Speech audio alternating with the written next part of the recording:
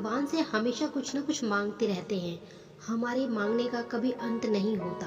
कई बार हमारी मांगी मुराद पूरी होती है तो कई बार ऐसा लगने लगता है कि प्रार्थना बेकार जा रही है, भगवान हमारी सुन ही नहीं रहा है।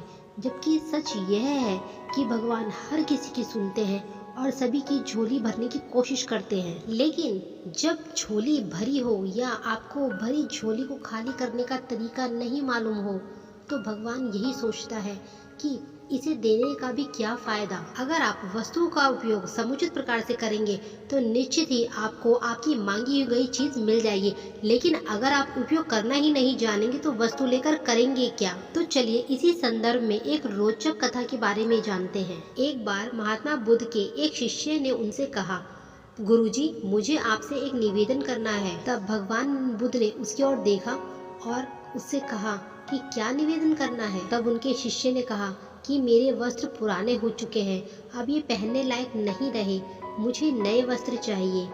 तब बुद्ध ने शिष्य के वस्त्रों की ओर देखा। उन्होंने देखा कि वस्त्र सचमुच में बिल्कुल फट चुके हैं। तब भगवान बुद्ध ने अपने दूसरे शिष्य से अपने इस शिष्य के लिए नए वस्त्र लाने के लिए कहा।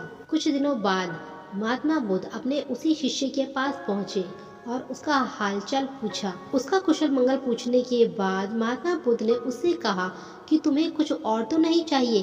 तब उनके शिष्य ने कहा कि मैं इन वस्त्रों में बिल्कुल आराम से हूँ, मुझे और कुछ नहीं चाहिए। फिर महात्मा बुद्ध ने अपने शिष्य से पूछा कि अब तो तुम्हारे पास नए वस्त्र हैं, तो तुमने पुराने वस्त्रों का क्या किया। तब उनके शिष्य ने कहा, गुरुजी, अब उन्हें मैं ओढ़ता हूँ। फिर महात्मा बुद्ध ने पूछा, और जो तुम्हारे पास पुराने ओढ़ने के वस्त्र थे उनका तुमने क्या किया। फिर उनके शिष्य ने कहा, गुरुजी, मैंने उस कपड़े को खिड़की पर लगा दिया।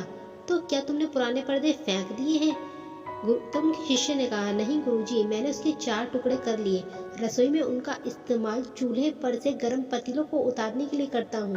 फिर महात्मा बुद्ध ने पूछा, तो फिर रसोई के पुराने कपड़ों का क्या किया। गुरुजी, अब मैं उन्हें रसोई साफ करने के लिए प्रयोग करता हूँ।